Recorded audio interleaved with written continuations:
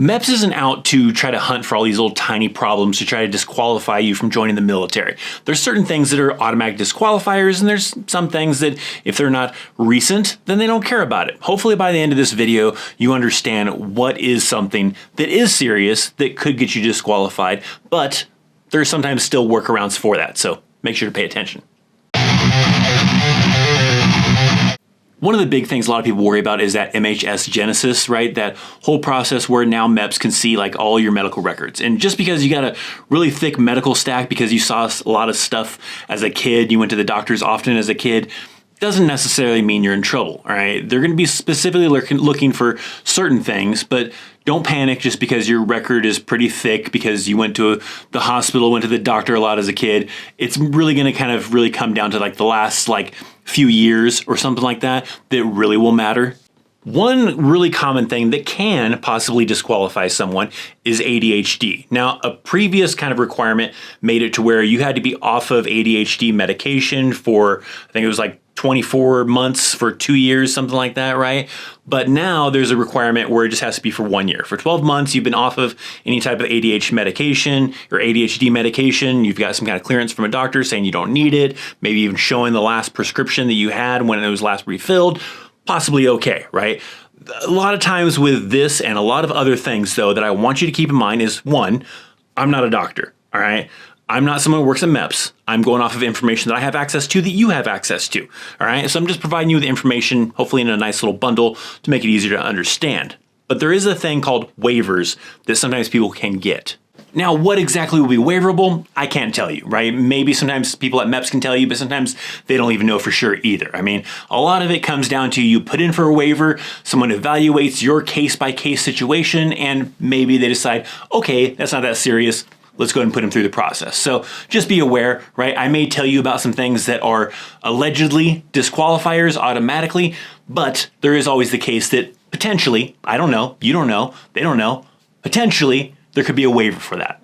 Now, back on the ADHD thing, it may be a common one that could disqualify people, but if you had ADHD, you were in middle school, maybe you took some medication, but then in high school you got off of it, probably not a big deal, right? They may ask you some questions about it. So that's why it's important to be honest, because they are going to see that stuff in your medical records because of that Genesis process that they have now. But nonetheless, usually if it's not something recent that you're recently been treated for, they probably don't care and it'll just move on with the process. Asthma is another pretty big one where if you have asthma, yeah, it could possibly be a disqualifier, right? There was an old rule that any time you had a case of asthma or you had been diagnosed with asthma after the age of 13, disqualified. Now they're a little bit more lenient on that. It's a little bit different of a process because now they're looking at the last 4 years. Last 4 years, no medication, no symptoms, you're good, right? That's probably what they're going to look at. Now, mild cases of asthma, I don't know how, they kind of treat that, if it's like a little bit less, kind of worrisome to them.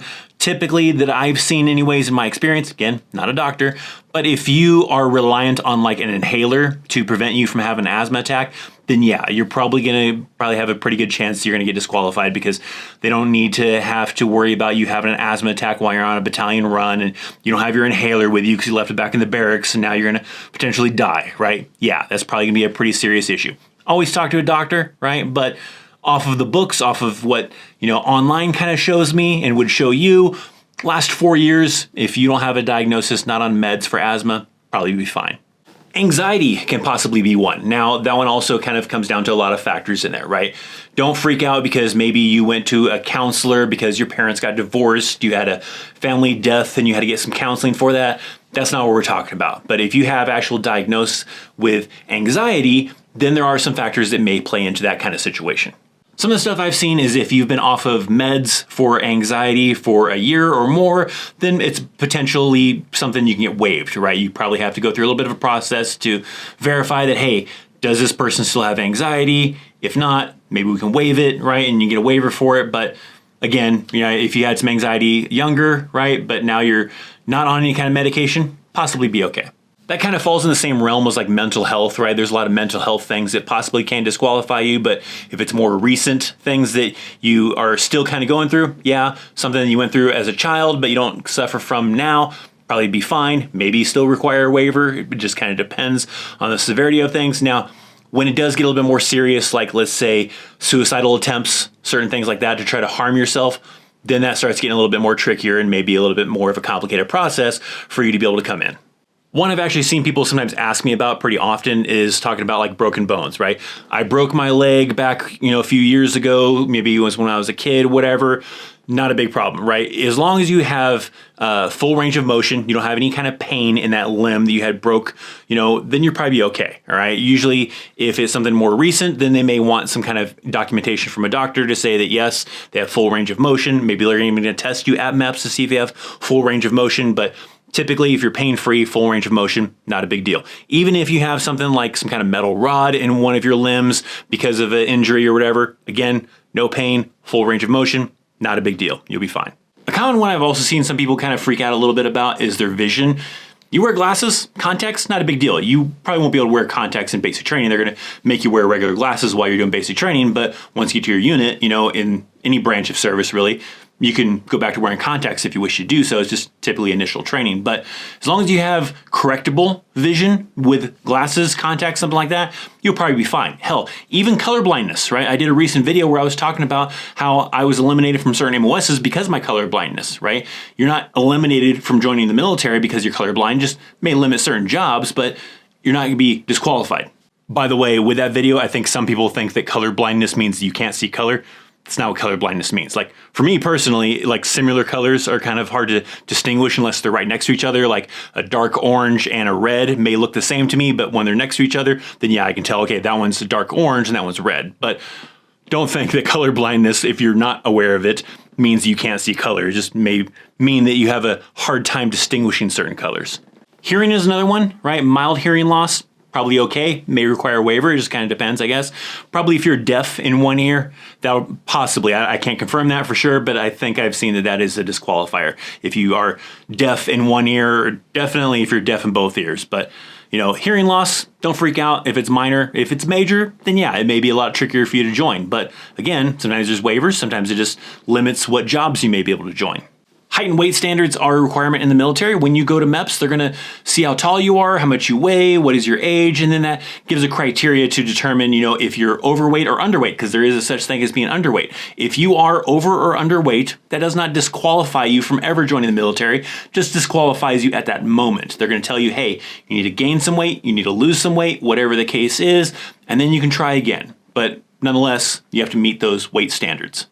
Drugs is a big one. Now, saying that you did drugs back in your past, not a big deal for most cases, right? But you currently have drugs in your system because you recently did drugs. Yeah, that's going to be a big problem. That can eliminate you from being able to join. Sometimes that may be a situation where they're like, hey, you can't join right now. Come back in a few months. We'll test you again and we'll see if we can get you in. But nonetheless, if you've recently done drugs and you go off to MEPS, yeah, it's probably going to come up because at some point in time during that process, you are going to have to probably pee in a cup and they're going to test that for drugs. And if it comes back hot, yeah, you're not going to be able to join. Now, am I listing everything that can get you disqualified in MEPS? No, I don't know everything, right? There's also a lot of other things that are also pretty rare, right? You have certain things like, bone kind of density issues, you have heart issues, you have all sorts of other things that I'm not familiar with, that you're not familiar with, unless you're one of those individuals that are in that kind of situation. So always best to talk to like a recruiter. Maybe if you get a chance to go to MEPS and you talk to the doctor there, right? Recruiter can sometimes narrow some things down, right? They have a little bit of basics. They have to do like a pre-screening, but just be aware there's probably a ton of other things that can get you disqualified that I'm just not knowledgeable on every single thing, also because there's a lot.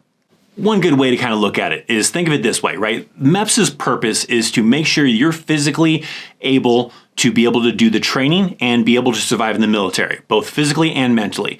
And if you have some kind of condition that you think could potentially prevent you from being able to do certain things, right? Physical activities, mental activities, all sorts of things, then yeah, you possibly may need a waiver, you may get disqualified, depending on the severity of things. But if they're minor things that you suffered from as a kid, probably not going to affect you, all right? So just think of it in that mindset. Is what I'm worried about something that could potentially hinder my ability to physically perform to my peakest, my highest level, to mentally keep me on track at my highest level in the military, or is it going to degrade my abilities? And if it does degrade your abilities, then yes, there potentially could be a problem. Now, here are some tips before you go off to MEPS. If you're getting ready to go off to MEPS pretty soon, make sure you get some good sleep. Sleep really well, so that way you feel peak, you feel your best. Don't go and drink a bunch of coffee and energy drinks and all sorts of stuff the day before or the day of. Make sure you clean your ears really well, because when you do the hearing test, you want to be able to perform well.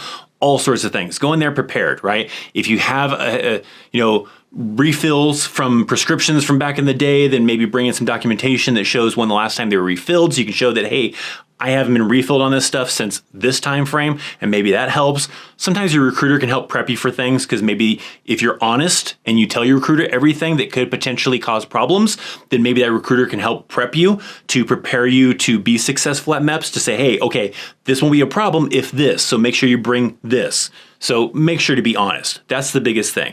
Be honest. That way your recruiter especially can set you up for success and help you achieve your goal of getting into the military.